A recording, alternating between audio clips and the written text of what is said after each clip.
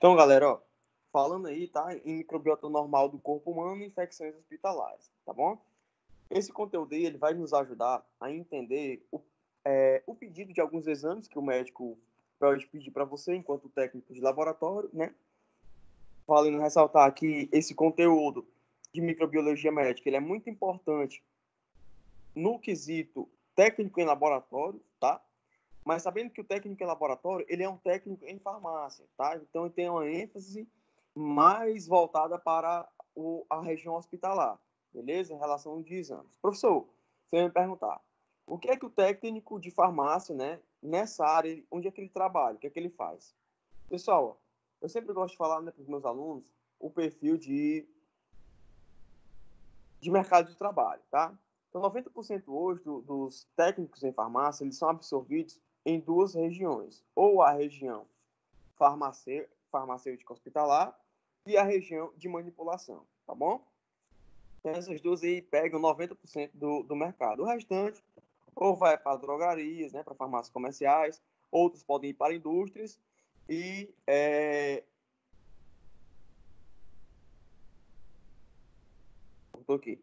e as seções acessórios, tá? Por exemplo, né, desratização, o cara que trabalha com detetização. Então, o técnico de farmácia também ele faz isso. Antigamente, só o técnico em química, mas hoje também o técnico em farmácia, tá? Então, quando a gente fala aí na região farmácia hospitalar, conhecimento da microbiota normal do corpo humano e as infecções hospitalares são muito importantes para saber o porquê de cada exame, como significa aquele exame e como realizá-lo. Tá bom, pessoal? Olha só, esse conhecimento também vai lhe ajudar em casa, com familiares, amigos que têm determinados distúrbios, a encontrar uma determinada solução, tá? Então, algumas definições, elas são importantes para nós, ó, como principalmente, né, o motivo da aula, que é o microbiota normal. Mas o que é que significa o cara chamar microbiota normal?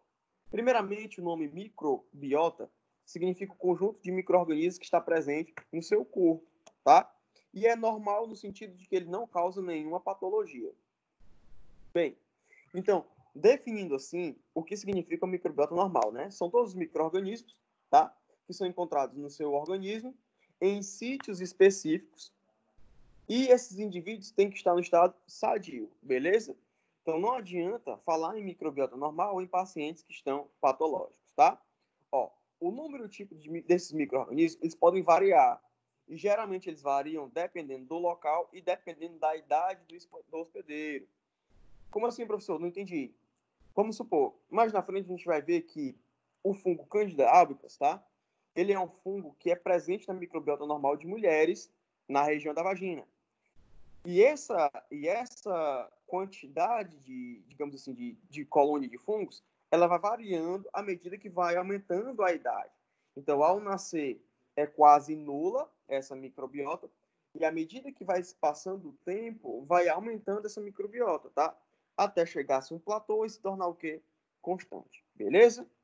Em relação ao local, a gente está falando em relação à pele, em relação em qual região da pele, se é numa mucosa, se é no couro cabeludo, tá bom? Se é interno ou é externo. Nós temos que entender também o que significa dentro do corpo e fora do corpo. Se eu pergunto para vocês aqui, ó, nós temos uma infecção no trato gastrointestinal. Lá no estômago, tá? No corpo do estômago. Essa infecção, como tem aqui, ó, deixa eu voltar aqui o slide. Voltando aqui o slide. Nesse primeiro slide aí, nós temos infecção, nós temos o estômago, né, a baia, tá? Então lá tem, ó, o esôfago, tem o estômago, tem o esfíncter, tá? O de cima, ele é chamado de cardio, porque está mais próximo do coração, e o de baixo é chamado de piloro, tá bom? Então, entre essas duas regiões aí, imagine que você tem um determinado micro-organismo. Pessoal, ó, imagine que nós pudéssemos olhar pela boca de um ser humano e esticar todo o canal da boca até o ânus. Nós não conseguiríamos ver até o final, né? Conseguiríamos ver assim como se fosse uma luneta, como se fosse um cano longo. Então, tudo que acontecer de infecção nesse trato, né? Como se fosse nesse tubo, tá? nós dizemos que está acontecendo fora do corpo. Como assim, professor?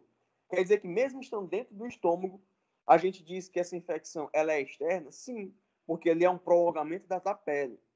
Então, a gente vai entender como infecção interna quando acontece dentro de um determinado órgão que não esteja no lúmen intestinal. Por exemplo, nos rins, no fígado, beleza? No peritônio, na cavidade abdominal, legal? No pulmão, no coração. Então, tudo isso é infecção interna. Então, a gente chama de infecção externa tudo que estiver o quê? Ó? No conezinho, no lúmen intestinal.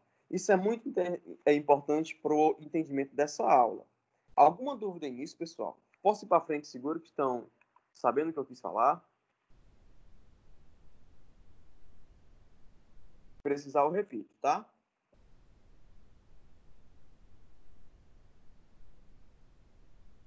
Então, vamos aqui em frente. Aqui. Mostrar conversas. Ó, então olha só. Imagine, né? Agora Jack Stripador, tá bom? O cara pegou o ser humano e esticou ele todinho, da boca até o ânus. Obviamente, se a gente olhar dentro da boca de uma pessoa, a gente não consegue ver o final do ânus, né? Por quê? Porque esse túnel, digamos assim, da boca, aí vai passar pelo esôfago, né? Estômagos, intestinos, até chegar no ânus, ele faz várias curvas e tem prolongamentos, né? Ele pode estar inchado, diminuído, né? Então você não consegue ver. Então imagine que você conseguisse colocar isso em linha reta, da boca até o ânus. Se você conseguisse colocar em linha reta, você não conseguiria ver como se fosse através de um cano de água, de uma tubulação de água, não é verdade? Então, dessa forma, tudo que acontecer nesse caminho, dentro desse cano, é considerado fora do corpo, beleza? Por quê? Porque ele está dentro de um canal. Quando esse micro-organismo ele passa desse canal para dentro do organismo da pessoa, quando ele transpassa o estômago, transpassa o intestino, aí é considerado uma infecção que interna. Beleza? Quando ele atinge lá canais sanguíneos, por exemplo, alguns órgãos da cavidade abdominal. Beleza, deu para entender isso aí? Tranquilo? Tá? Então, isso ó, é um entendimento, pessoal, que a gente tem que levar para o que significa microbiota normal, né? Porque muitas vezes a gente brinca, ah, bicho, fulano de tal tá com cândida na pele, fulano de tal tá com estafilococcus na pele. E esse tipo de micro-organismo é normal você ter em quantidades determinadas, tá? Então, repetindo aqui, ó. Pessoal, tava cortando, como é que tá meu áudio agora? Tá bom? Voltou? Fiquem falando quando tá cortando, tá, pessoal? Porque aí eu repito. Bem, ó, imagine o seguinte, tá? Imagine o seguinte, ó. Você tem um corpo humano, beleza? Tem um corpo humano. Esse corpo humano, ele é cheio de vários órgãos, tá? Vários órgãos. Mas dentro dele, de nós, né, existe um canal. Qual é o início desse canal? Quando a gente se alimenta, tem a porta de entrada do alimento e a porta de saída do alimento, não tem? Então, esse bolo, ele passa por um canal. Obviamente, ele vai fazer várias nuances, né? Ele vai percorrer alguns caminhos. Mas se a gente olhasse de forma reta, do começo ao fim, tá? Onde seria o início? A boca. Onde seria o fim? O ânus. Dentro desse canal todo, da boca ao ânus, é como se fosse uma continuidade, tá? É uma continuidade. Não tem um buraquinho que entra para dentro do estômago. Não tem um buraquinho que leva lá pro estômago, sim, né? Pro coração. Não tem um buraquinho que leva pro fígado, legal? Então tem-se um cano, como se fosse um cano. Tudo que tiver dentro desse cano é considerado externamente ao seu corpo. Então, tudo que transpassa esse cano, sai desse caminho, né? Que vai da boca ao ânus e entra dentro do seu corpo, ele é considerado o quê? Tá passando o slide? Não, tá no inicial ainda, tá? Porque isso é muito importante, esse entendimento, beleza? Então, ó, quando passa desse cano, aí sim você considera uma transição interna, tá? Professor, então quer dizer que se eu tiver algo lá no meu intestino, significa exterior, significa está no lumen intestinal, que ele não passou para a cavidade do seu abdômen, que ele não passou para o interno do seu corpo. Beleza? Então é importante ter essa teoriazinha, tá? A gente vai entender aqui mais especificamente no decorrer dos slides, tá bom? Então aí a gente define o que é que seria uma microbiota normal, tá legal?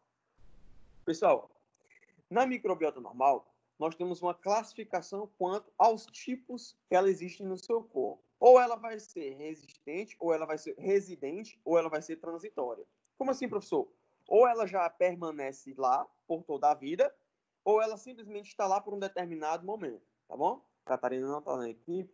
Tá. Deixa eu ver aqui.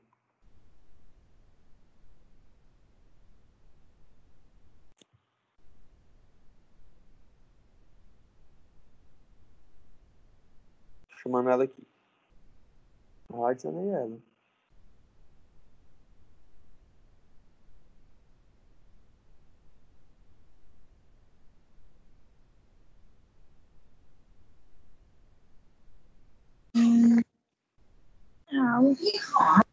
Pronto.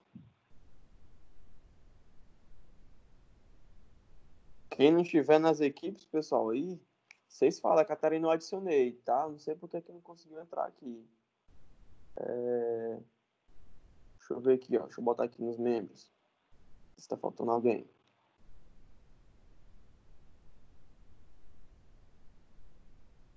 Deixa eu ver, deixa eu ver.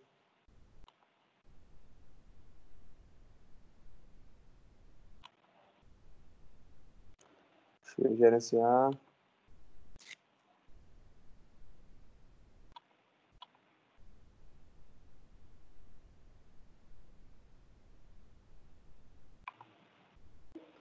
Tá aqui, ó.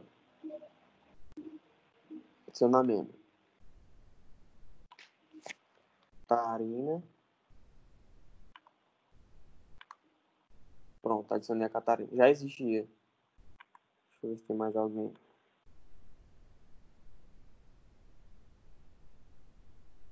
A Isabela tá também. A Luiz tá também. Estão conseguindo entrar, não, elas?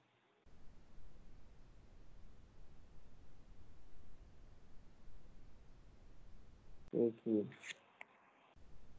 Só confirmar a Isabela e a Luiz, mas eu tenho certeza absoluta que eu coloquei. Tá aqui.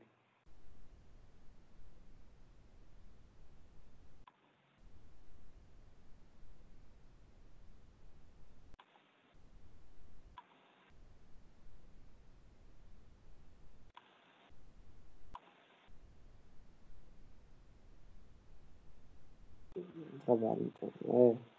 Deixa eu só confirmar aqui se elas estão aqui mesmo, pessoal. Senamena. Ó. Isabelle ou Isabelle?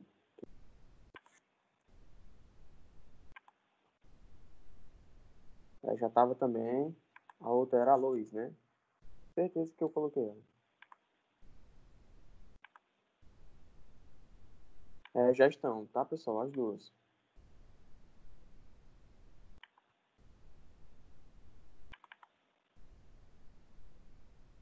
Aqui.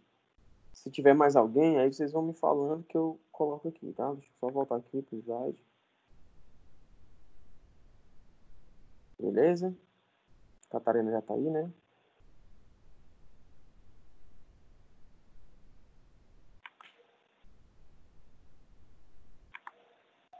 Pronto. Então vamos continuar aqui, ó. Tá? A gente estava falando aqui sobre os tipos de. Tá sendo gravado? Tá. Sobre os tipos de microbiota normal, tá? Aquelas resistentes são caracterizadas por permanecer no local, tá bom? Geralmente, esse tempo aí vai ser em meses, em anos, tá? Professor, isso ela foi eliminada. Aí ela reconstrui-se rapidamente. E como são as transitórias? Ó? As transitórias, elas são as que elas colonizam por algumas horas ou por algumas semanas, tá bom? Ela pode ser substituída e se tornar residente no local, tá bom? É por isso, pessoal, que é importante o uso racional de antibióticos, porque um antibiótico, como o nome está dizendo, ele já mata um micro-organismo. Se aquele micro-organismo fizer parte da sua microbiota normal, ele mata aquele micro-organismo que não estava causando nenhuma patologia a você, por isso você estava sadio, e pode ser que naquele local venha um micro-organismo patogênico e se aloje, se tornando uma microbiota resistente e cause patologia para você, tá bom?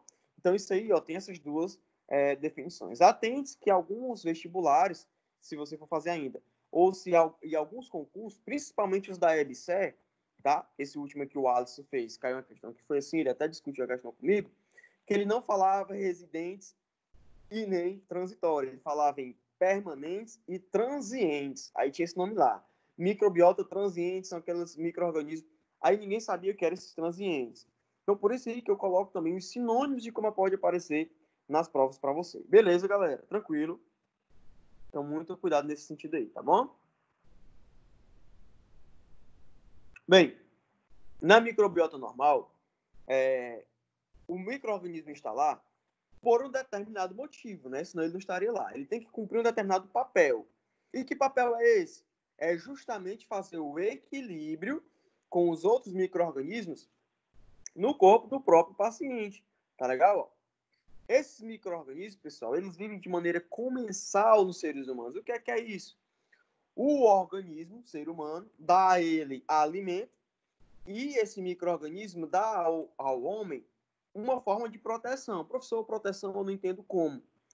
Se ele está lá, um outro micro-organismo não pode residir naquele local. Imagine que fosse uma casa, tá? Então, nessa casa, já tem alguém que não causa problema a você. Então, se ele sair, pode vir que entre um inquilino que cause problema a você. Então, microbiota normal, no sentido de ter um papel crítico para a sobrevivência do homem, é justamente isso. Equilibrar o grau de patogenicidade que os micro-organismos têm para o ser humano, tá bom? Então, é de fundamental importância esse conhecimento, tá? E como isso acontece? Quais são os tipos? Como posso verificar, né, esse papel do micro-organismo? Primeiro, nos metabolismos dos produtos alimentícios, né? Vamos dar um exemplo, tá?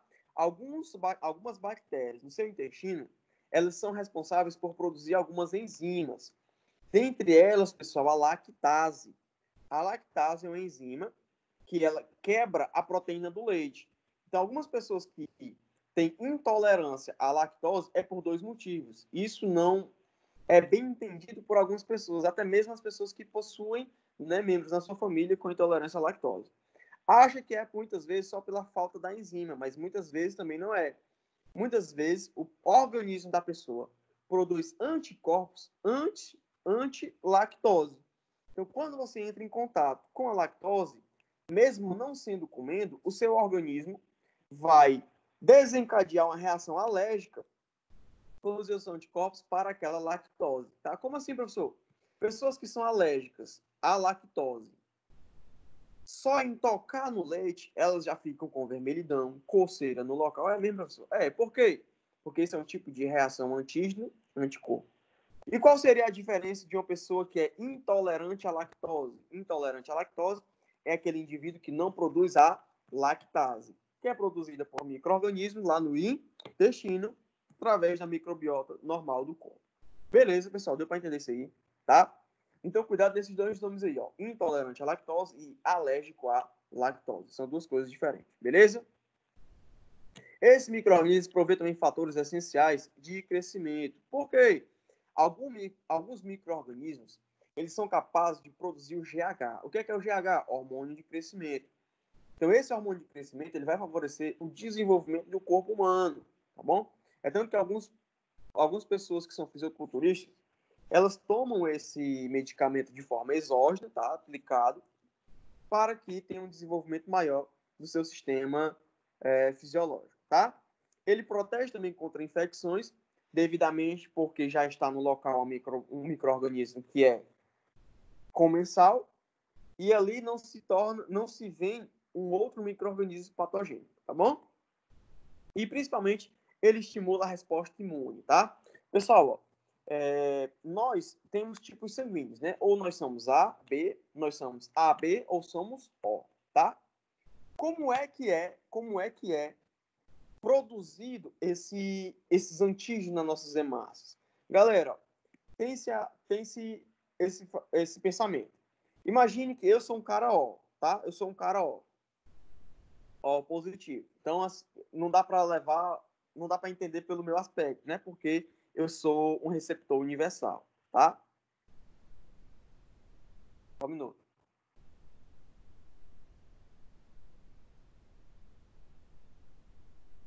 Um doador universal, desculpa. Mas imagine o AB, o A e o B. O cara que é só A,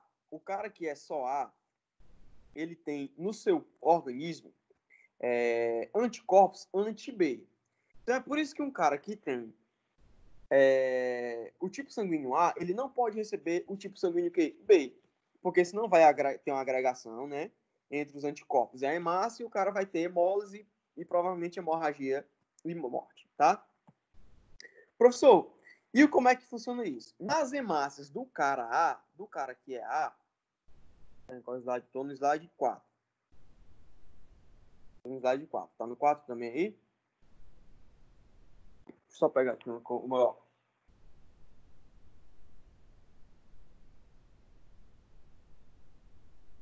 Todo mundo no slide 4, né, pessoal? Aí, ó. Então, ó, o cara que tem o tipo sanguíneo A, pessoal, esse cara não pode receber o tipo sanguíneo B, tá? Por quê? Porque previamente esse cara foi exposto ao antígeno B, tá? E ele produziu anticorpos anti-B. Professor, mas quando nós somos crianças, né, tal, recém-nascido lá, já não pode receber a transfusão sanguínea, não é? É. Mas como é que eu acabei de sair da barriga da minha mãe, tá? Tô lá com 3, 4 meses e eu já tenho anticorpos contra todos esses outros tipos sanguíneos. Pessoal, é por isso que é importante o contato mãe-filho, pai-filho, tá?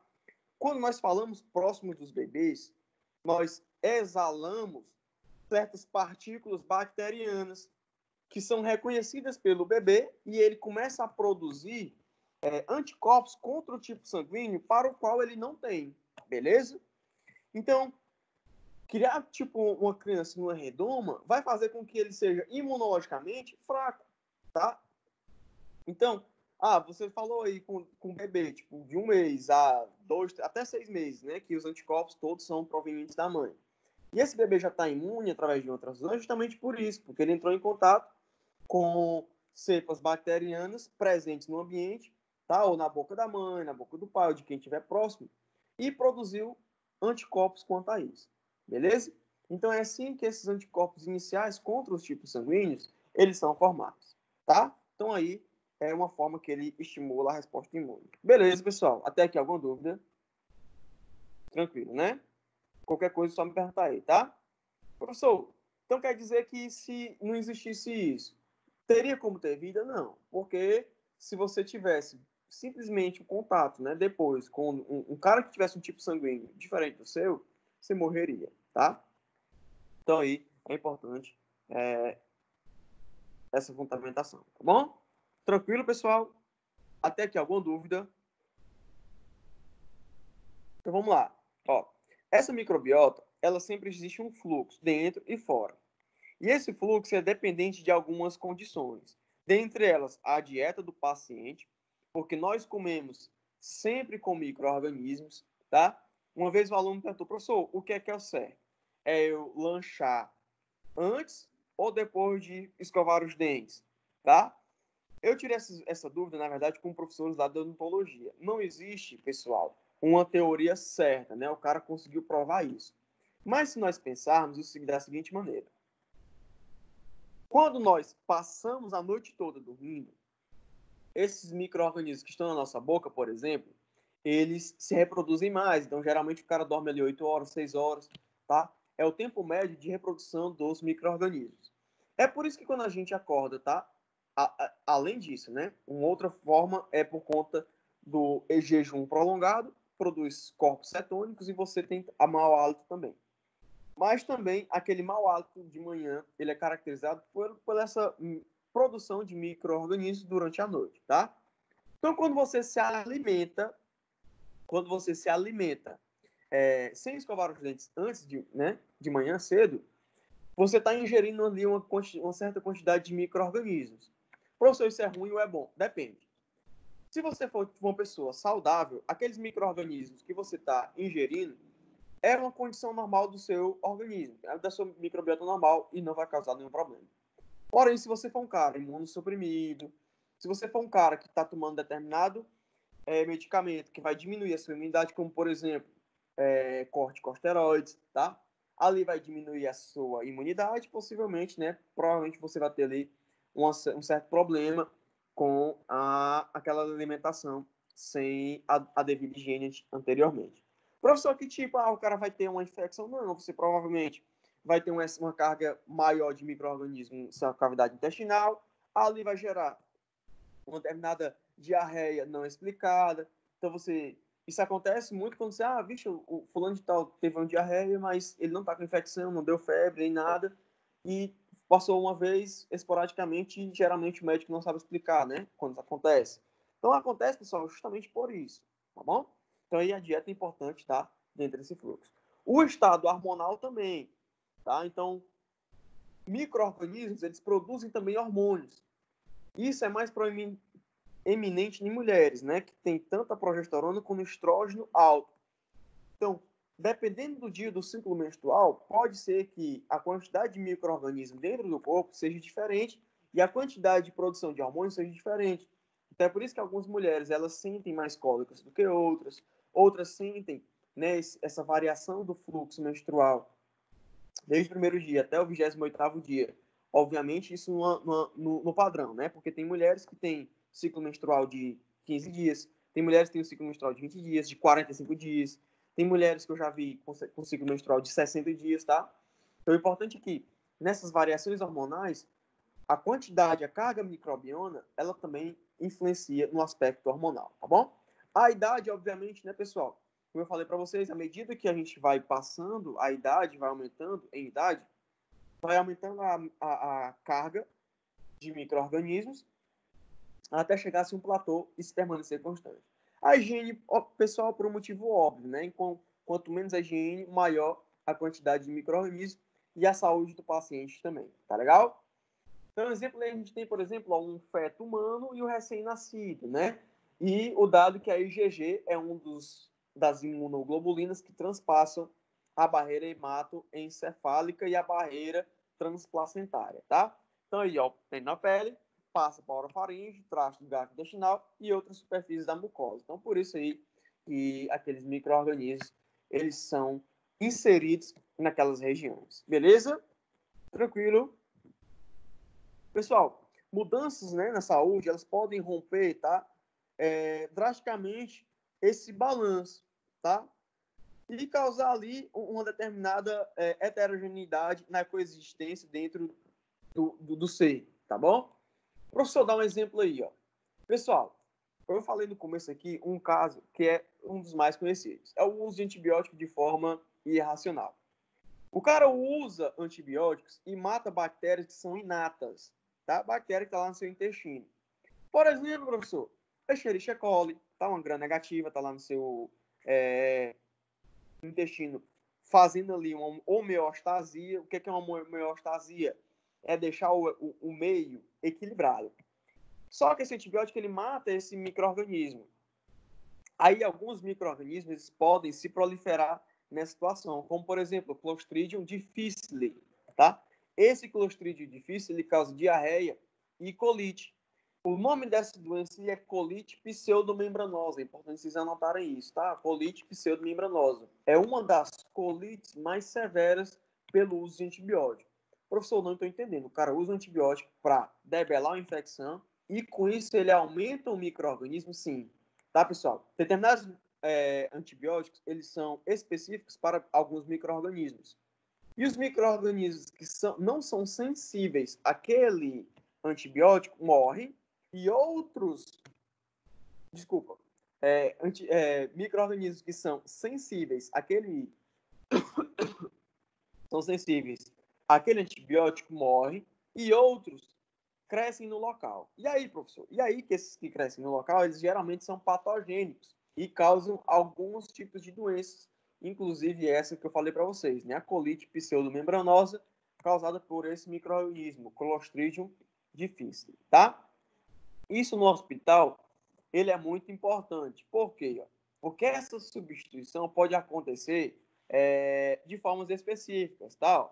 Por exemplo, nas mãos, tá, do técnico de farmácia, que vai lá na UTI deixar medicamento, do técnico de enfermagem, que está ali modificando um determinado equipe, um determinado acesso venoso, pode ter Klebsiella. E esse micro-organismo, ele não faz parte da microbiota normal, tá? Então, esse micro-organismo, a Klebsiella, não é para estar no seu organismo. E se estiver, ele causa o quê?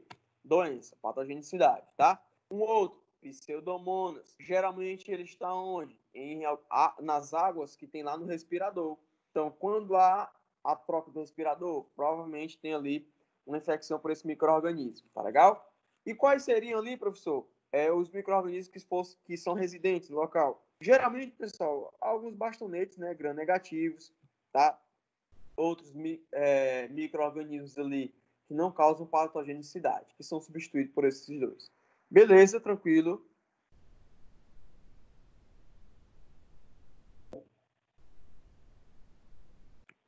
Então, olha só, essa exposição, ela vai levar a 3 condições, tá? Ou ali vai ter uma colonização transitória, né? A exposição de um determinado micro-organismo. Ele pode se tornar permanente ou pode provocar o quê? Uma doença. E isso é dependente de quê? De todos esses fatores que a gente viu até agora, tá legal? Um dado importante que eu coloquei para vocês é que toda doença, galera, toda doença requer Opa, deixa eu voltar. Requer uma colonização prévia, né? Então, ali, ele tem um determinado tempo até colonizar e causar efetivamente a doença, tá bom? Professor, isso só acontece só para bactérias, não, para vírus também. Olha só, recomenda-se, né, que o Covid, por exemplo, sempre trazendo aí contextualização para gente, que 15 dias é onde o cara, tipo assim, você tá com medo se foi exposto ou não. Então, daqui a 15 dias você verifica se teve aquela doença ou não. Por que 15 dias? Porque 15 dias é justamente o tempo em que vai haver a colonização daquele vírus no seu organismo, tá? Então, aquela carga viral, ela tem que ter uma quantidade. E essa quantidade, ela é garantida em quanto tempo? 15 dias. Professor, quer dizer que eu posso testar negativo e ter o vírus? Sim, tá?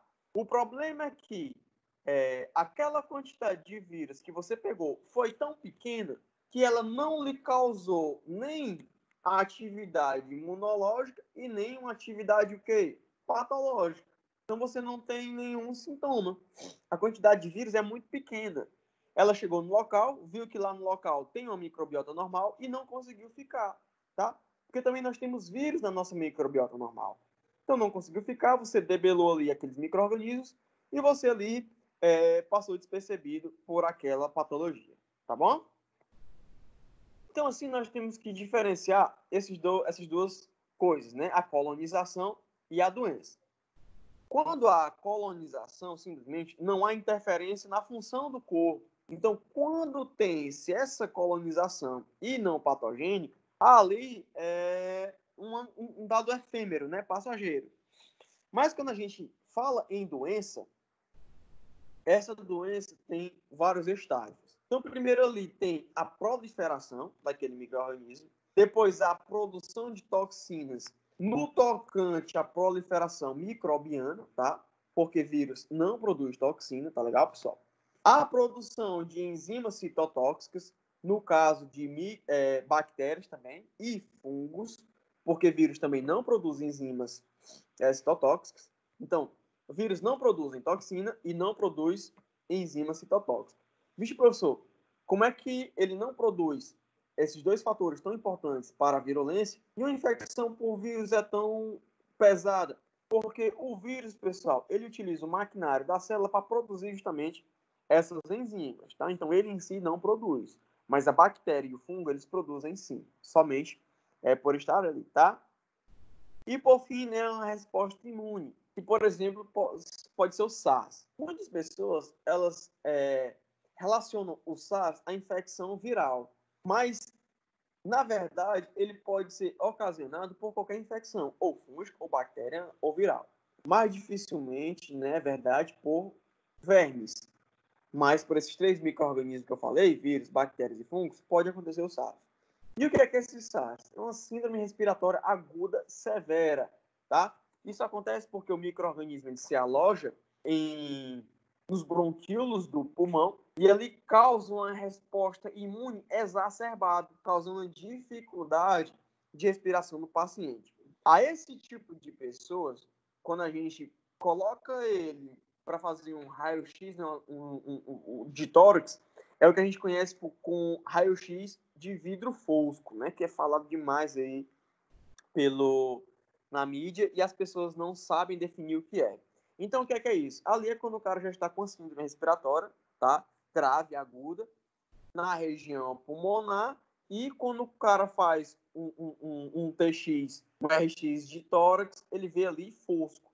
Então, ele é chamado de vidro fosco justamente por isso. Beleza, pessoal. Até aqui, alguma dúvida?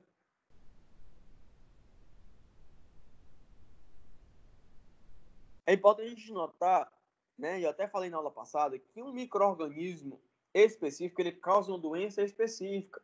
Então, olha só aí, ó, a tuberculose ela é causada por que micro-organismo? O Mycobacterium tuberculosis. A gonorreia, causada por Neisseria gonorreia, tá? A tularemia, causada por quem? A Francisella tularensis. Malária causada pelo quê? Pelo plasmodium, e qualquer um deles. Pode ser o plasmodium vivax ou qualquer um deles. Alguém assumiu o controle aí. Vou ter que voltar aqui de novo.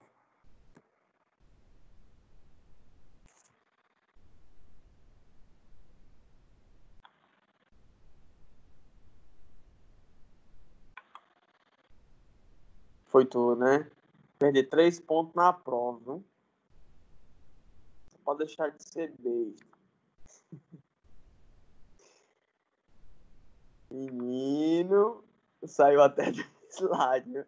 Olha o seu busto que é, viu? Eu não sei por que o Teams ele produz um negócio que você não consegue impedir isso, né? Porque às vezes, sem querer, eu já fiz isso também.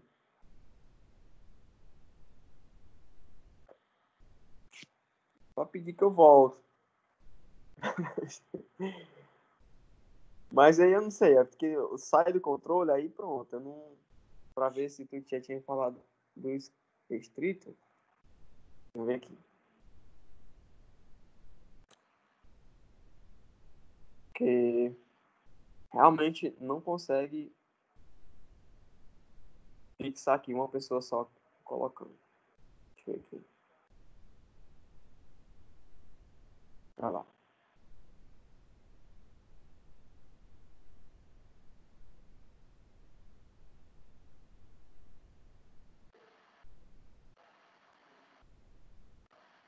Tu consegue o quê? Mudar o slide e sem mudar aqui?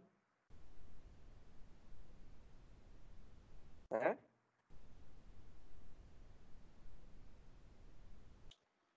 É, não sei. Então é aqui, no meu aqui. Não sei por que não.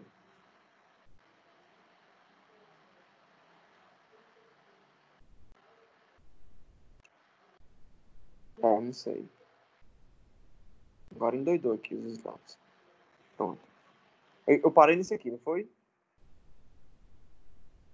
Deixa eu ver aqui. Não, depois. É que esse slide não está disponível? Não está disponível? Como assim?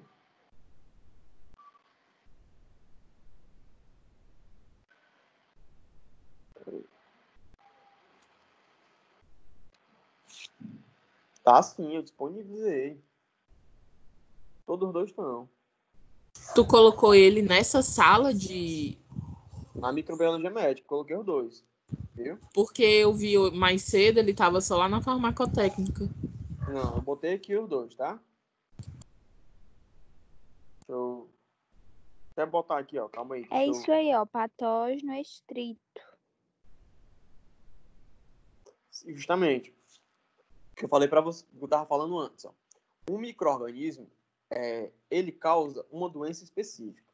Isso significa patologia estrita. Ele só causa aquela, entendeu?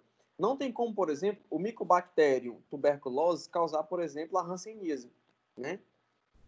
Então, cada micro-organismo ele causa uma doença específica. Então, nisso a gente chama de patógeno estrito, tá legal? Ele causa justamente aquilo. É estrito isso, então ele só causa aquilo. Por exemplo, o vírus da raiva, ele causa o quê? Só raiva, tá legal? É tanto, quando a gente fala aqui, ó, Plasmodium SPP, o que é que significa? É muito importante, pessoal, essa leitura da gente, tá? Então, essas interpelações que vocês fazem é demais, porque muitas vezes a gente sai, e eu digo até na faculdade, beleza? Gente, ó, eu tenho aluno de faculdade, galera, de nono semestre, de 10, né? Então o cara tá no nono semestre, e eu falo, por exemplo, Plasmodium SP, e o cara não entende o que é SPP ou SP, ele não entende o que é isso, tá? Então o cara sai como farmacêutico sem saber isso, eu acho um crime, ele deveria voltar, né? Não se formar, entendeu? Por quê? Porque o cara vai no balcão da farmácia, isso sai no exame de sangue. Aí eu queria falar com o farmacêutico. Você pode ver aqui um exame para mim? Aí você vê lá, o cara vê o exame, tá? E não sabe dizer, não sabe explicar o que é que o cara tem, que tipo de doença tem. Porque lá aparece Plasmodium SPP, ou aparece Plasmodium vivax. E aí, o que é que o cara tem? Que relação tem isso com a história do paciente? Veja como isso é importante. Aí, pessoal, o cara, ele simplesmente vai fazer o que a maioria dos médicos fazem, né? Olha, o valor que deu, a hemácia está de 4 milhões. Opa, o valor normal é entre 3,8 e 4,2, tá ok. Então ele passa lá um ok. Ah, o nível de linfócito vale até 10 mil. O cara tá lá com 17 mil de linfócito. Vixe, tá alto. Aí ele passa um risquinho, né, para dizer que tá alto. Sim, o que é que isso significa, meu filho? Tá? É importante você interpretar o diagnóstico bioquímico do cara. Então, você só vai fazer isso se tiver um conhecimento. Então, quando você verifica lá que um farmacêutico ou um médico pegou ali o exame e ele realmente faz a tradução daquele exame para você, o diagnóstico é totalmente diferenciado, tá legal? Então, por exemplo, Plasmodium SPP. SPP significam várias espécies do gênero Plasmodium. Significa que todo mundo que é Plasmodium pode causar o quê? Vários tipos de malária, legal? O principal, Plasmodium vivax. Só com essa informação, você já teria várias perguntas para fazer para o seu paciente lá na sua farmácia, tá? Ou se o cara fosse um médico lá no interior. Você viajou para que regiões? Para o norte? Doutor, eu passei ali por Belém do Pará. Vixe, lá é uma região endêmica de malária. Então, você já tem o quê? Malária. Então, o cara já passa o medicamento o quê? Para malária. Qual é ele? A famosa hidroxicloroquina, né? Que todo mundo estava tomando por Covid. Tá bom? Então, só isso, pessoal, já traduz aí um trajeto de tratamento muito importante para o paciente, beleza? E esses caras são estritos, eles causam só essa doença. Um plasmódio, ele nunca vai causar o quê? Dengue, por exemplo. Apesar de ser transmitida pelo mesmo mosquito, beleza? Então, o mosquito, ele transmite plasmódio, né, a malária, ele vai transmitir a dengue, vai transmitir a zika, vai transmitir a chikungunya. Mas dentro daquele mosquito tem que ter vários micro-organismos. Não pode ter só um para causar várias doenças. Beleza? Entendeu? E a relação do estrito?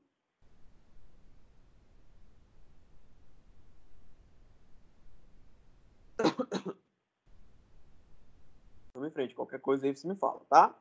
Pessoal, Entendi.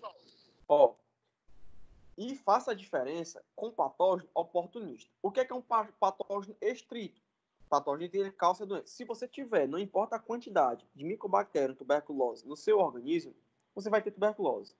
Ah, a tuberculose é grave ou ela é leve, tá? Não importa, mas você vai ter tuberculose. Mas se tiver o micobactéria tuberculose.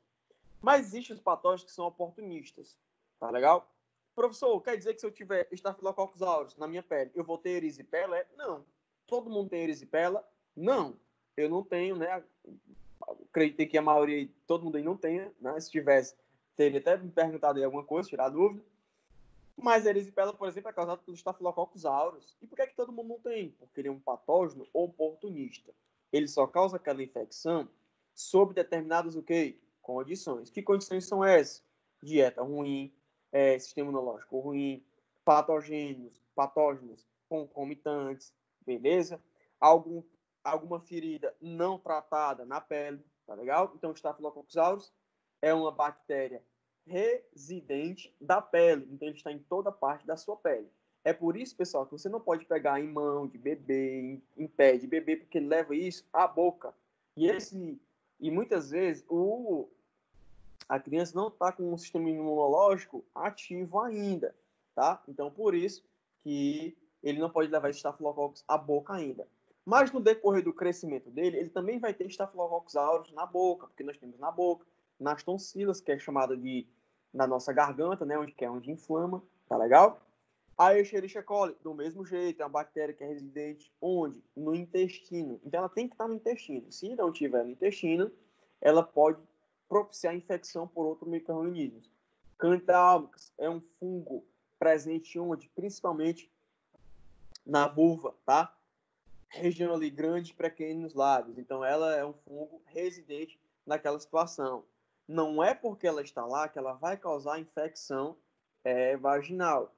Mas se ele mudar uma condição hormonal, algumas mulheres têm o perfil hormonal dependente do estado de humor, então a ansiedade, aquilo ali propicia uma determinada infecção vaginal, isso acontece muito, tá, pessoal? E é normal, tá? Totalmente tratado. Professor, vez por outra eu tenho esse tipo de infecção. É normal? É normal.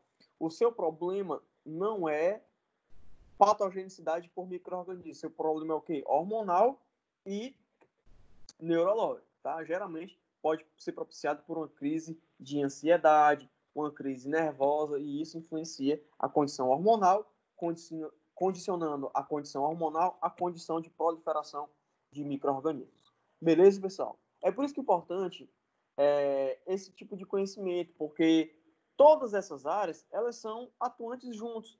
Não tem como o cara dizer assim, ó, nunca um profissional que diz assim, eu não gosto de determinado conteúdo. Ele vai ser um bom profissional. Porque aquele conteúdo ele vai influenciar nos demais, entendeu? Então, tudo isso aí ele está agregado e faz alusão a um conjunto de procedimentos fisiológicos. Beleza? Tranquilo? Então, ó, onde é que a gente vai encontrar micro-organismos dentro do seu organismo? Na pele. Então, na sua pele normal tem micro-organismos. O exemplo que eu dei para vocês, Staphylococcus aureus, tá? Tem também na cavidade oral, tá? Na boca da pessoa a gente tem o que a gente chama de Staphylococcus perfringens, é o que causa justamente a cárie dentária, se ela não for tratada com uma boa higiene, tá? Mas ele tem que estar lá, aquele micro-organismo, senão você vai ter doenças oportunistas. Lembrando que na sua boca você tem saliva, e dentro da saliva tem a lisozima, que é uma enzima que já ajuda a controlar a proliferação de micro-organismos, beleza? Nós temos também no aparelho digestivo, então, no tubo digestivo, lá no intestino, nós temos Escherichia coli e entre outros micro-organismos também. No canal vaginal, na uretra nós também temos, na conjuntiva nós temos micro-organismos. Professor, então, no olho tem micro-organismos também, tá, pessoal? Então, todo o seu corpo tem micro-organismos, beleza? E quais são os micro-organismos que eu posso ter lá na pele, além dos estafilococos, tá? Os estafilococos que a gente tem na pele é um tipo especial. Aqui agora a gente vai aprofundar mais, tá, pessoal? Então eu peço aqui um pouco mais de atenção. Então, olha só. Esse estafilococos, ele possui enzimas dentro dele. Como eu falei para vocês, né? Vírus não possuem, mas bactérias e fungos têm. Uma dessas enzimas é a chamada coagulase. O que a coagulase faz? Ela quebra a colagenase, tá? Ela quebra coágulos. Favorecendo o que, professor? Favorecendo a infecção de pele. Só que o Staphylococcus que está na sua pele, ele não produz essa coagulase. Ele é uma coagulase negativa. O problema é que, dependendo do seu estado, né, fisiológico, pode produzir essa enzima. Então, quando ele passa a produzir a coagulase, ele se torna um coagulase positivo, aí sim ele se torna um patogênico. Professor, como é que a gente identifica isso? Laboratoriamente, a gente faz esse teste, tá, pessoal? Então, se não me engano, o teste bioquímico é na aula de sexta ou na segunda-feira, tá? Então, a gente vai ver esses testes também, tá bom? Alguns deles a gente vai até fazer no laboratório, tá? Só ressaltando aqui uma informação. Sexta-feira nós teremos aula, tá? Então, todos presentes, que a aula, se não me engano, é a mais importante, até mesmo que a de segunda-feira. Sexta-feira, realmente, é a de... como é? De meios de cultura, que é onde realmente a gente bota a mão na massa, tá? Então, a aula de sexta é fundamental, tá bom? Então, não perca. Então, ó, quais são os outros? Né? Corinebactérias, você vai ter propiniobactérias, Clostridium perfringens na pele também, tá? Esse Clostridium perfringens tanto vai estar na pele como na boca das pessoas, tá? E alguns fungos, né? Como a Cândida e a Malacésia, beleza? Tranquilo, um dado importante é que a Malacésia, ela causa problemas muito graves em cães, tá? Então, pessoas que têm cães, elas têm infecções por Malacésia, beleza? Alguns bastonetes gram-negativos, eles colonizam a pele. Exemplo, a Cinetobacter, tá? Porque a maioria deles não coloniza a pele. Tá bom, pessoal? Beleza? Tranquilo? Professor, no trato respiratório, quais são os micro-organismos? Nós temos dois tipos de micro-organismos no trato respiratório, tá, pessoal? São as bactérias, que são chamadas as anaeróbicas, e as bactérias aeróbicas, tá? Que é a diferença dos dois, professor? Uma bactéria aeróbica é aquela bactéria que precisa de oxigênio para sobreviver. E uma bactéria anaeróbica é a que não precisa de oxigênio para sobreviver. Ela pode ser uma bactéria anaeróbica facultativa ou uma bactéria anaeróbica obrigatória. Como assim? A bactéria anaeróbica, ela pode sobreviver na presença de oxigênio, tá? A facultativa, desculpa. Porque ela pode usar o oxigênio ou não. Mas uma bactéria anaeróbica obrigatória, na presença de oxigênio, ela morre, tá legal?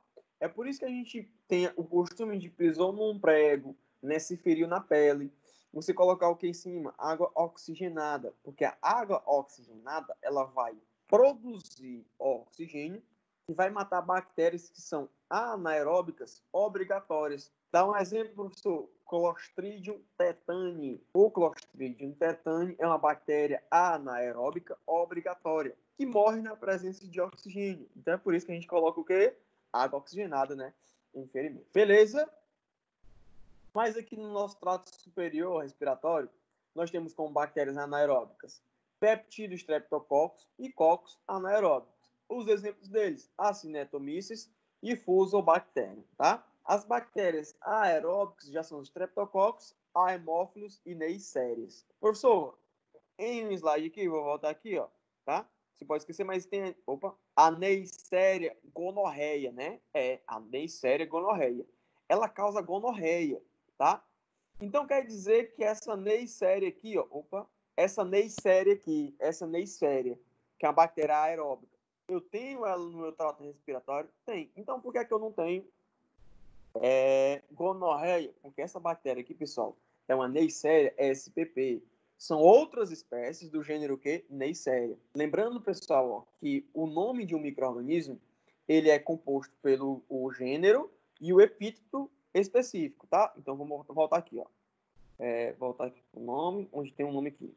Pronto, ó. Esse aqui, ó. Staphylococcus aureus. Qual é o nome do gênero desse micro-organismo? Staphylococcus. Qual é a espécie do micro-organismo? Staphylococcus aureus. Como é o nome do epíteto específico? Aureus. Beleza? Então, se tiver aqui, ó, o nome do micro-organismo, como estava aqui, Neisseria SPP, SPP significam várias espécies de Neisseria. Beleza? Tranquilo? Dúvida, Catarina? Aí? Só mesmo manifestar preocupação com o conteúdo grande. Pessoal, mas isso é muito de boa, tá? Obviamente, ninguém vai sair daqui um microbiologista. Não vai. Até porque o cara faz a faculdade todinha e não é microbiologista, tá? Existem 3 anos o cara se especializar em microbiologia, tá? Quando eu terminei farmácia, eu não me considerava um microbiologista, não. Eu tive que fazer microbiologia, tá? Especialidade, para me tornar um microbiologista, né? Pela infinidade de conhecimento que tem. Beleza? Tranquilo? Então, não se preocupem com isso, tá? Aqui é importante o direcionamento técnico, tá? Um dado importante também para você é que essa proporção ela varia em determinado organismo. Obviamente, essa Neisseria vai ter também lá no canal uretral, na vagina, mas em quantidades diferentes. Beleza? Tranquilo? Continuando aqui, ó. Volta a slide para os micro-organismos bem rapidinho. Esse aqui, né?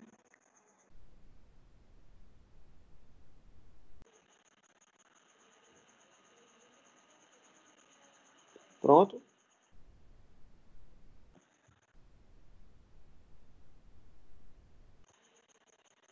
Beleza.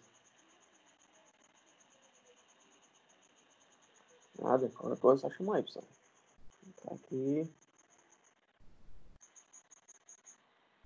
Então, ó, micro-organismos que são potencialmente patogênicos. Quando a gente fala potencialmente patogênicos, não é que eles causam a doença, é que eles podem causar aquela doença, tá? Naquelas vias superiores. Quais são eles aí, ó? Streptococcus pyogenes, Streptococcus pneumonia, Staphylococcus aureus, Neisseria meningitidis. Professor, eu já vi a Neisseria gonorreia. Agora existe a Neisseria meningitidis? Sim. A Neisseria gonorreia causa que doença? Quem pode me dizer aí, ó? Slide anterior. Neisseria gonorreia causa que doença? Uma pessoa, já falei.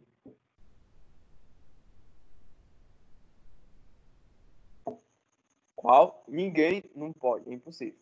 Só vou falar mais um pouco aqui quem me disser qual é o nome da doença da Neisseria gonorreia. Não falou pra mim. Gonorreia? Gonorreia, justamente, né?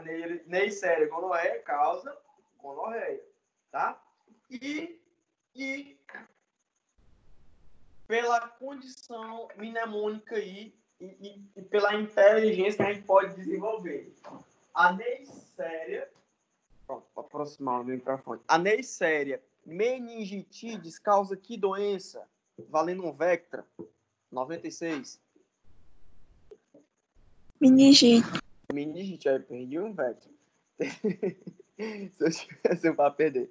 Pessoal, ó, muitas vezes os nomes eles favorecem, tá, a doença. Então, Neisseria meningitidis, ela causa a meningite, tá bom?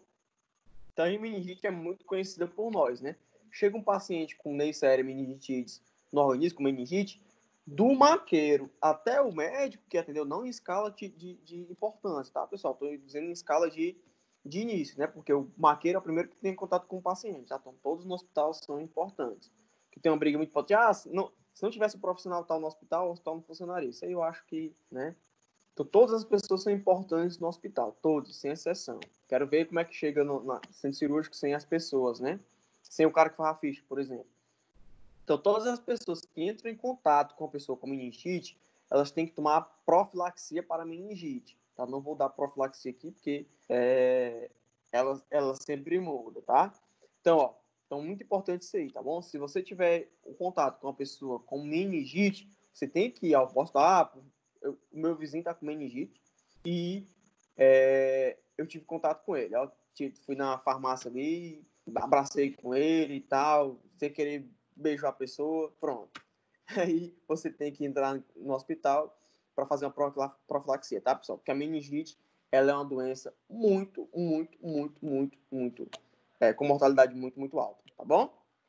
Olha só, Haemophilus influenza, né, que causa a gripe comum, ela é também potencialmente patogênica, tá? Enterobacteriáceas também é muito importante no tocante à doença gastro-trato intestinal, então associe sempre enterobacteriácea a doenças do trato gastrointestinal, tá? Professor, quando a gente fala em microbiologia, tem muitos nomes, né? Mas todos esses nomes, pessoal, eles são indutíveis. Olha aí, ó. Enterobacteriácea. Se a gente dividir essa palavra, a gente divide em entero e bacteriácea. Entero significa o quê? Intestino. Bacteriácea significa o quê? Bactéria. Então, a bactéria é residente onde? No intestino. Pronto. Então, muitas vezes, esse tipo de nome ele é associado aonde o micro-organismo está, que doença ele vai causar, beleza? O formato dele, a morfologia desse micro-organismo, beleza? Então, tudo isso aí é importante relacionado ao nome. Então, não precisa se decorar esses nomes, tá? Muitos deles são indutíveis, beleza? Tranquilo?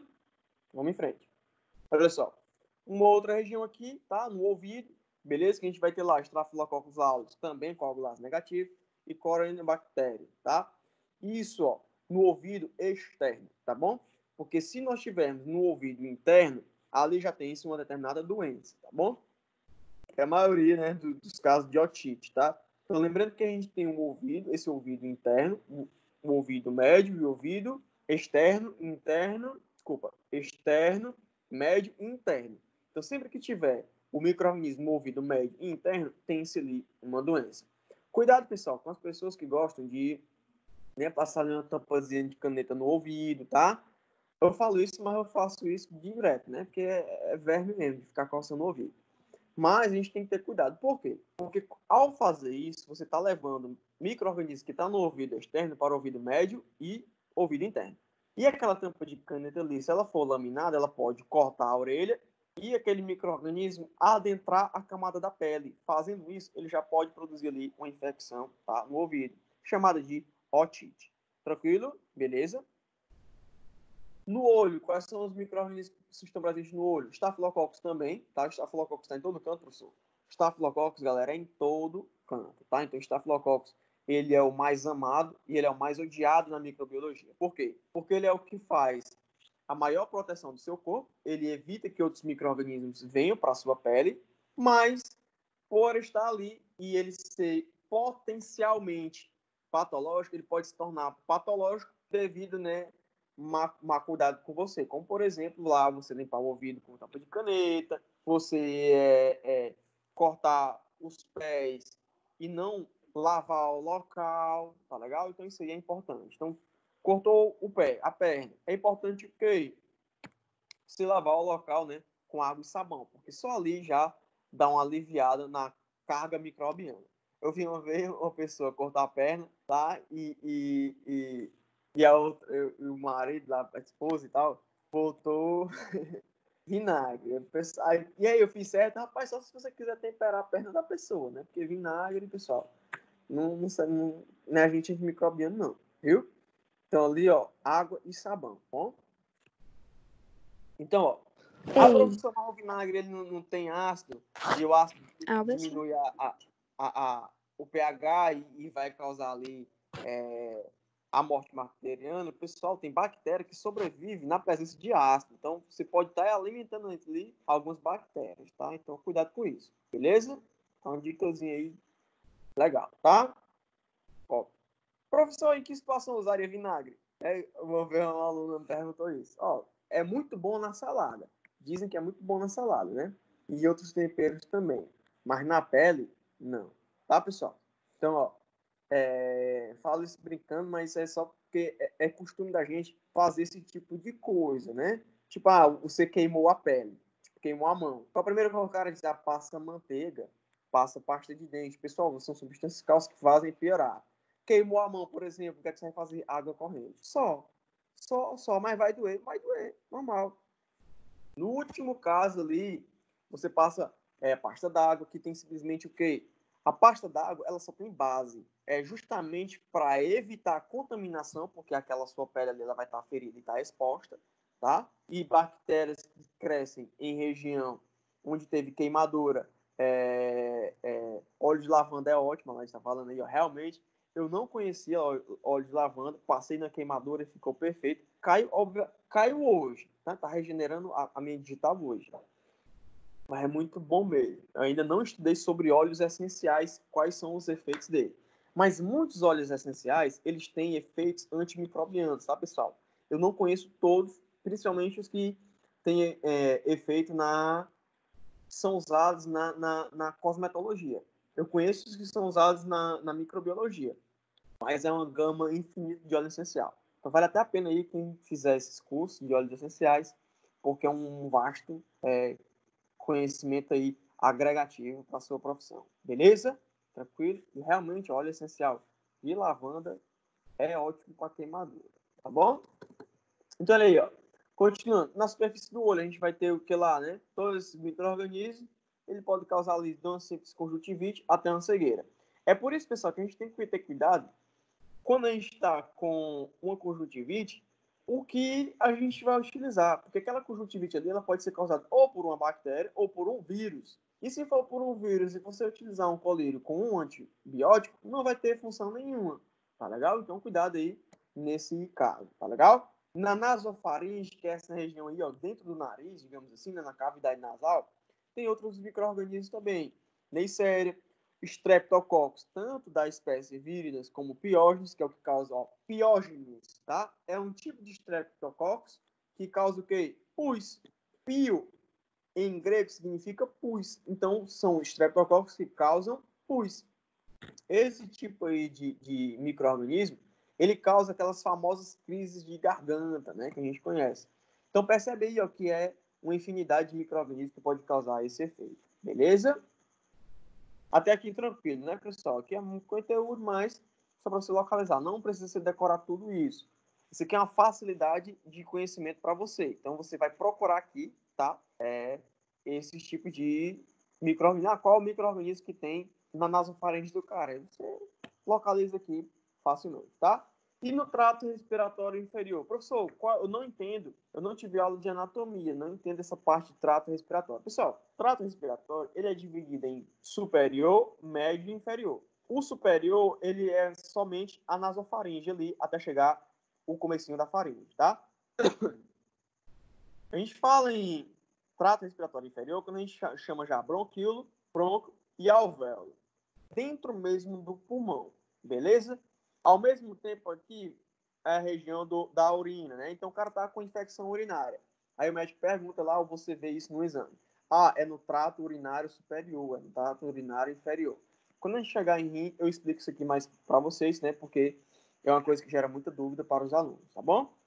Então no inferior a gente tem a laringe, traqueia, brônquios e as vias aéreas inferiores, né? Bronquíolos e alvéolos. Tá? Eles geralmente são estéreis, lá não tem nenhum micro-organismo, muito importante de ser dado, tá? E a colonização, ela é temporária, e ela é proveniente de quê? De secreções. Geralmente um ambiente muito frio vai favorecer aquela produção de secreção, e vai ter ali temporariamente alguns micro-organismos, mas eles saem com o expelimento, né? Com a expectoração naquele caso. Então é por isso também que é importante você associar o tipo de expectorante que você vai indicar para um paciente. Você quer um expectorante para produzir uma secreção ou ele quer tirar aquela secreção já produzida no local. Então isso também é importante. Tá? Então perguntas do tipo, a tosse é seca ou a tosse é carregada? Também fundamento aí numa assistência boa farmacêutica, tá? As bactérias que são mais virulentas lá na boca, que são as que causam as doenças, são Staphylococcus pneumoniae, aureus e as enterobactérias, né? Que um exemplo delas aí é a Klebsiella, tá? Cabe ressaltar aí o exemplozinho da KPC, né? A Klebsiella pneumonia carbapenase, que é muito resistente. Beleza, pessoal? Tranquilo? Então, ó, muitas pessoas utilizam esse nomezinho aí, ó. O começo de pneumonia, né? Não existe isso, tá, pessoal? Ó, tá? Ele tá com começo de pneumonia. A gente escuta isso das nossas mães. Então, explicar assim para pessoas que têm certa idade é mais difícil. Mas o que acontece, na verdade, é que a pneumonia ela é causada por um micro-organismo específico. Que micro-organismo é esse, professor? Staphylococcus pneumonia. Beleza? Que só morre para determinados tipos de antibióticos. Só que a gente, da classe médica, tem que fazer a diferença dos tipos de pneumonia. A pneumonia ela pode ser microbiológica, nesse caso só pelo Staphylococcus pneumonia, mas também existe a pneumonia aspirativa, que é quando a gente aspira determinadas partículas de alimento, determinada partícula de secreção, tá bom? Ali o cara tem uma determinada pneumonia. Existe a pneumonia química, que é quando você produz alguns produtos. Esses óleos essenciais, eles são muito bons, mas tem que ter cuidado também, né? Muitas pessoas embriagam pessoas com óleos essenciais, então pode causar o que a gente chama de pneumonia química, que é uma disfunção das células alveolares do pulmão por conta de produtos químicos. Tá legal, pessoal? Então, existem vários tipos de pneumonia, né? Se tivesse uma aula aqui de pneumonia, a gente ia ver que tem ali umas 14, 15 pneumonias. Beleza? Tranquilo? Mas só para você ter essa noçãozinha aí diferente, tá? Ó, existe uma diferençazinha aí de idade, né? Decorrente, né, do tipo de micro-organismo que vai causar essas doenças. Em crianças até 7 anos, o Staphylococcus pneumoniae é o mais evidente, causando ali a pneumonia em crianças, tá? Adultos jovens, né, o cara ali tem aí entre 14 até 24 anos, alguns tipos de micoplasma, e idosos, Klebsiella, ela é o mais endêmico, tá bom? Outros micro-organismos aqui, ó, do trato respiratório e na parte da região da cabeça, Streptococcus, e alguns bastonetes gram-positivos também, tá? Isso acontece porque existe a aspiração crônica, né? O cara vai ingerindo aqueles micro-organismos, dando aí uma doença polimicrobiana, tá legal? Um dos exemplos aí, Candida albicans, tá?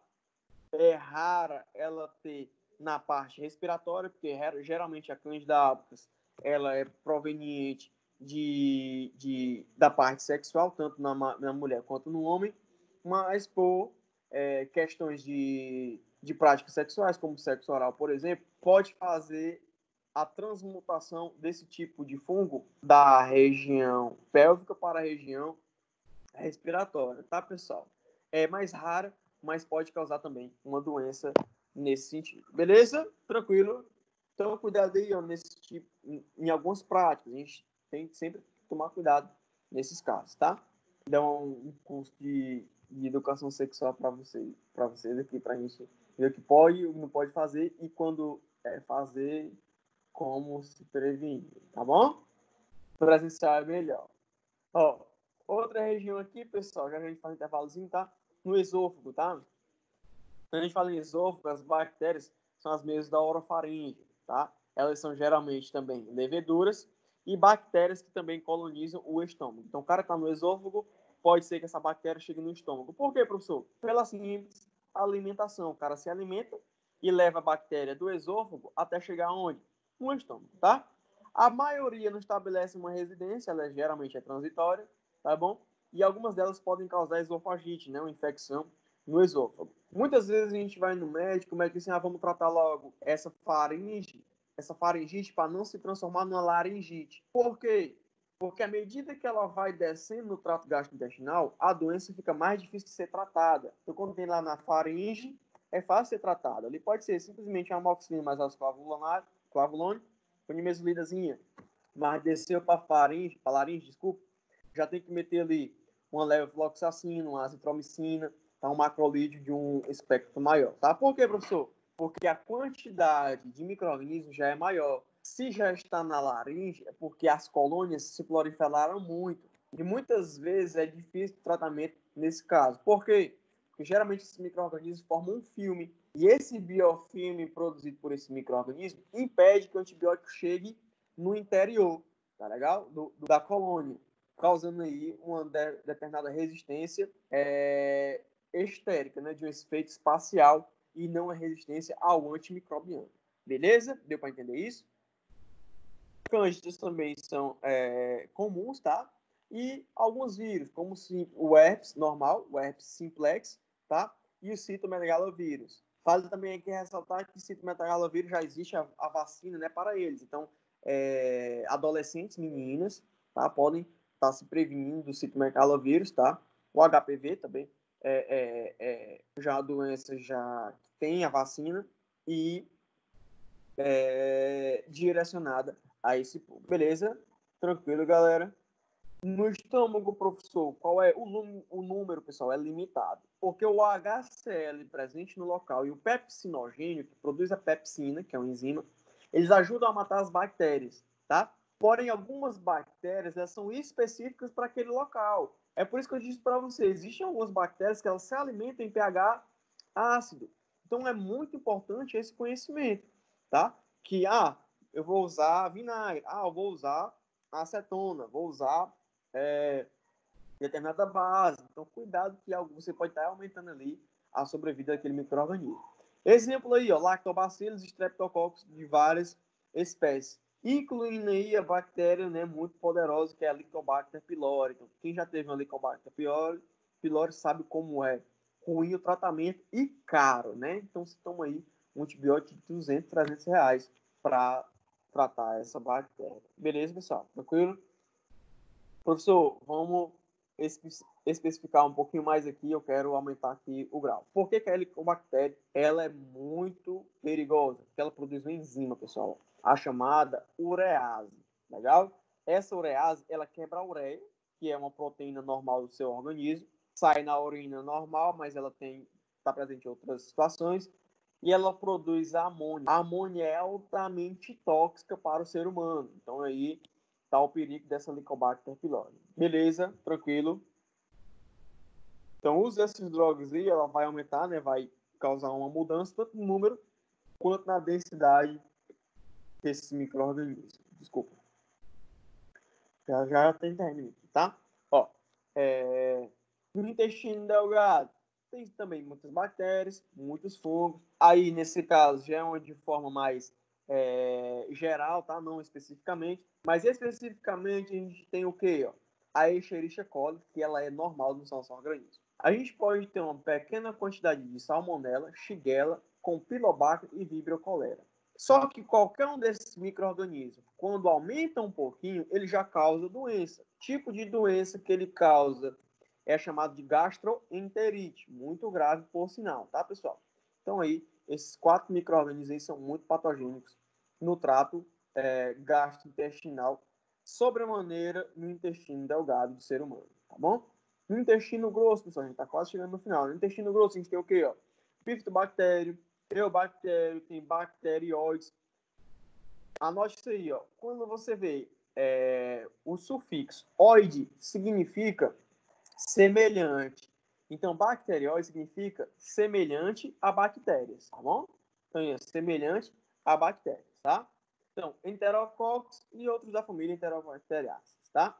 Aqui só tá um dadozinho aqui para vocês, ó, para quando for um perfil mesmo de laboratório, né? A gente vai voltar a isso aqui, tá? Como, por exemplo, 10 elevado a 1 bactérias por grama de fezes. Isso aí é o que isso supera, né, ao estado normal, tá? Isso aí você calcula em exames de fezes também, tá bom? Algumas bactérias anaeróbias excedem tantas vezes, então isso aí a gente vai chegar depois, tá bom, pessoal? Então esses dados aqui, a gente vai voltar a eles, tá? Não se preocupem com isso. No sistema unitário, começando ali pela vagina, tá? A quantidade de micro-organismos ela é diversa, tá? É importante também que a variação dos hormônios, já falei para vocês, né?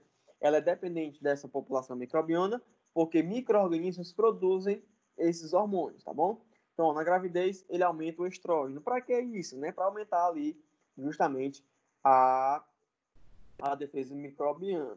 Significando que não precisa ter mais proliferação microbiana para ter uma defesa, beleza? Isso já é para preparar para o parto, né? E geralmente o parto normal, porque na natureza o organismo ele foi preparado para ter o parto normal, ou seja, o bebê ia passar pelo canal vaginal e naquele canal a quantidade de bactérias teria que ser o quê? Reduzida. Então aumenta a quantidade de estrógeno. Como é que o seu organismo reconhece essa informação? Opa, se tem muito estrógeno, não precisa ter muita bactéria para produzir estrógeno. Então ele diminui a quantidade de micro-organismos para facilitar ali a passagem do bebê e não ter infecção para o bebê. Legal? Aí, né, vem o ser humano e produz a cesárea, tá? Que não é naturalmente. Beleza, pessoal? Tranquilo? Deu para entender essa analogiazinha? Tem lá o que, ó? Cândida, Streptococcus do tipo H. Lacti, tá? Que causa aí tanto sepsis e meningite em recém-nascidos, beleza? Então isso aí, muito cuidado para esses pacientes que estão grávidos e próximos a ter neném pela via natural, tá bom? Olha aqui, ó. Em se tratando ainda de vagina, tá? Existe como existe o nível de maturação daquele local ali, existe também a quantidade, né, vai aumentando o tipo de hormônios produzido e dos micro-organismos que estão presentes, tá? Nos primeiros 6 meses aí, pessoal, simplesmente lactobacilos, tá? Os normaizinhos que são passados até pelo leite materno, tá? Aí o estrógeno vai diminuindo por conta dos estafilococcus e streptococcus que são ali produzidos. Só que quando chega na puberdade, a quantidade de estrógenos aumenta, porque os lactobacilos que antes estavam na idade recém-nascido, eles estão aumentando nessa situação agora também, tá? Então tem o aumento de estrógeno por esse motivo, tá? Pela produção ainda mais de micro-organismos, tá bom? Tranquilo? Pessoal, até aqui, alguma dúvida? De boa. Proponho que a gente fazer o intervalozinho agora, tá? Para não ficar muito pesado. A gente está na metade aqui dos slides. Quando a gente voltar, a gente termina, beleza? Intervalozinho rápido, só para tomar uma água, comer alguma coisa aí, a gente volta, beleza? Tranquilo? Deixa eu ver quem tá aqui conosco.